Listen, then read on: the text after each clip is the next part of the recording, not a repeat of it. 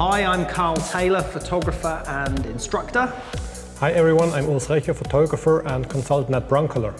And Urs, we're going to do another how-to video. This one's quite interesting because we're photographing a Siros light as a product shot, and you're using Siros lights to photograph it as well. Exactly, yes. Siros shoots itself, yes. So we've got a Siros at the back there with a big softbox, and there's the product. This is not, we're not using this to light, this is the subject we're taking a picture of. Talk me through, Urs, what's going on here? What's happening? In my eyes, the easiest trick to do this is to have a huge softbox just behind the object. And this, of course, would create here some white shine.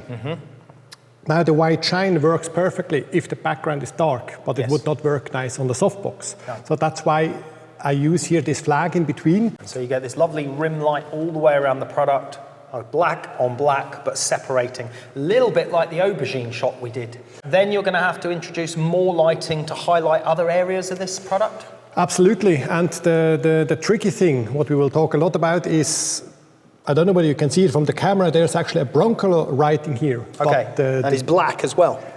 That's the fun part, you know, it's black writing on a black lampade. So how do we get this? It's glossy black and that's a matte black.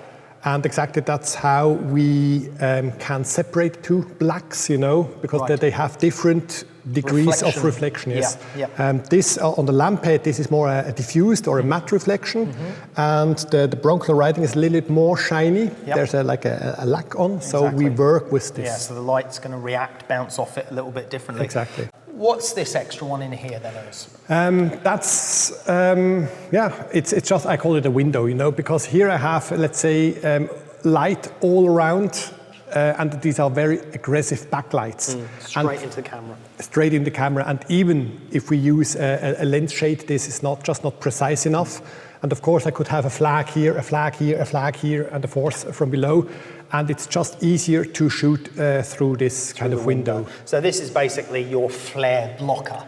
That's a flare blocker, yes, exactly, yeah. Okay, well, let's get started. Let's see what happens with just your first light, and let's see what it does. Let's have a look. So I'll let you see the light first. If we take this flag just for a second, we take it out. So with no flare blocker. Shoot it like that. I put it back in, and then we can compare whether it actually makes a difference or not. Okay. So there's the first shot. Let me just get this out of the way. Oh, okay. Exactly. Yeah, you can see the difference. You can see this quite clearly. I mean, this is Look, you see all that flare wrapping in around here. Especially here, it's very lowering bad. The contrast and on then the black. It's stuck. And it's very important to do this at the beginning. Yeah. Because if you have additional lights, and maybe if you don't work on a black background, maybe you work on a gray background, in the end you can't see very precisely, is it flare or is it light in the background? Know. So it's always good to do it with that first light that is likely to cause the flare. It's nicely rim lit, but we're not obviously seeing a lot going on the front of it. I guess we now have to look at what are you going to do to introduce some illumination on this side? Yeah, I'm going to use at least two lights. And for the first light, let's take care on this light first. We have actually two options. I could shoot it in a way that this shiny Broncolor writing is slightly brighter than the lampade, or darker. But there must be a contrast in between. Yes. So, and I would quickly like to show you both options. Let's have a look, Good, that's enough already. So, and now that's the softest possible light, so a reasonable sized softbox, but very, very close. Yes. The light is soft, but probably I won't see almost nothing. So we've got Siros illuminated beautifully. We've got this blue bit. The shape is all coming in, but we can just barely see the word Broncolor on that product. This makes the light a little harder, and you will see that all of a sudden the brand name will show more clearly. Okay, there it is. Look at that. Right, so this is due to the reflectance of each surface. Exactly. One is matte, one is gloss. Exactly. All right, so from the other side, we just take another Siros and we use it with a P70 normal reflector. However, just an open reflector, a standard reflector is a little bit uncontrolled in my eyes, so I'm just feel a little better if I use it together with the honeycomb grid.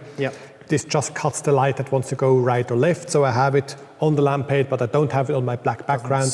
I don't have it in the lens. So it's just a little extra light control. Right. Just switch it on and make a test shot. Power-wise, not too much because I'm very close.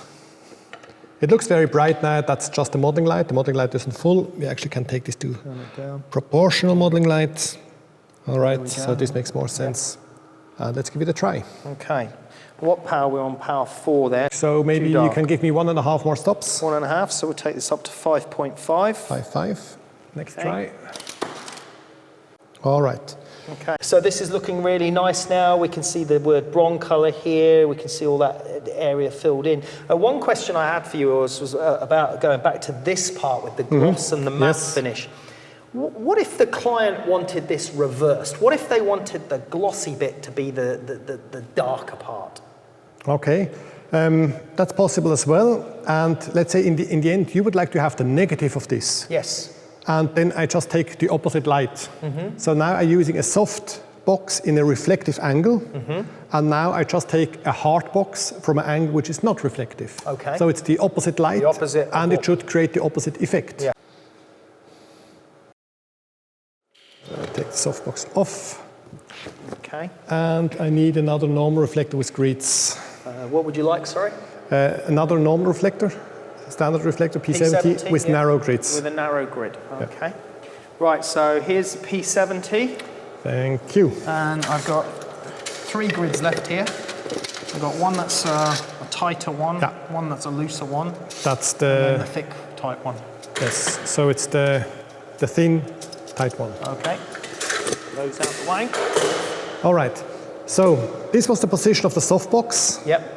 And of course, this would just create a very ugly highlight now. Yes. So what I do, I take it out of the reflection angle, get very close, get in the right height. Down. Actually, I'll do it while you look through camera. Yeah, I think it's better if I see it better from here, yeah. Okay. So, and now the grids is very important, because if you don't have the grids, because of the short distance, you have here a lot more light than over there. Yeah. So with the grids, they actually allow me to aim the light a little bit more over there. Yeah, so there's still some clipping there. There's exactly. So actually it's here, it's closer, but it's more out of the light angle, and so the light is more focused over there. So basically the angle of incidence has changed, so no light reflecting off gloss, but light reflecting off the matte. That should give us the reverse of what you had before. That's what I hope very much. Yeah. Okay.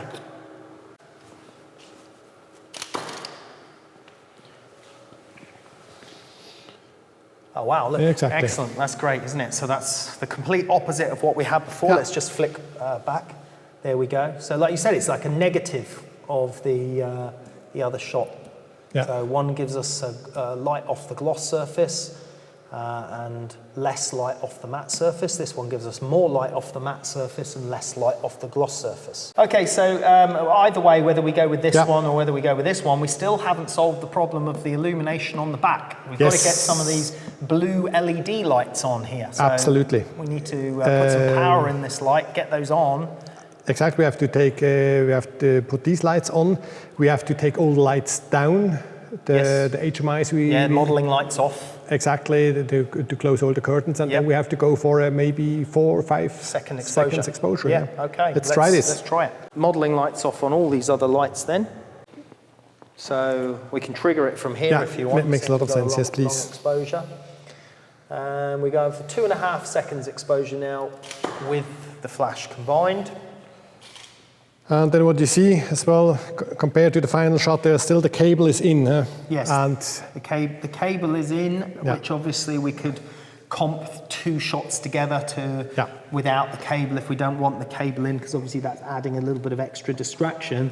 But besides from that, you've managed to capture in one shot the outline, the logo, 2 versions of the logo, which was really interesting. And by combining it with this 2.5 second exposure, we've got the LEDs all illuminated as well. Okay, I think that was a really good explanation, Urs. Yeah, very good. So let me just put the lights on again. So Urs, I was really impressed with that one. That was a great little how-to video. For people to find out more how-to videos, more how-to stuff on the Broncolor website, they can follow Broncolor's Facebook page. Absolutely. Then they get a regular update on what's new, either if we do a new video or not everything is filmed. You know, we have a lot of how-tos which are just a picture and a lighting diagram and a little text explaining everything. Yep. We try to have one new how-to every 10 to 14 days about. Great. So for more information, more great how-to videos and diagrams, lighting diagrams, follow Broncolor on their Facebook page. Thank you very much for watching. Thanks a lot. See you in the next video.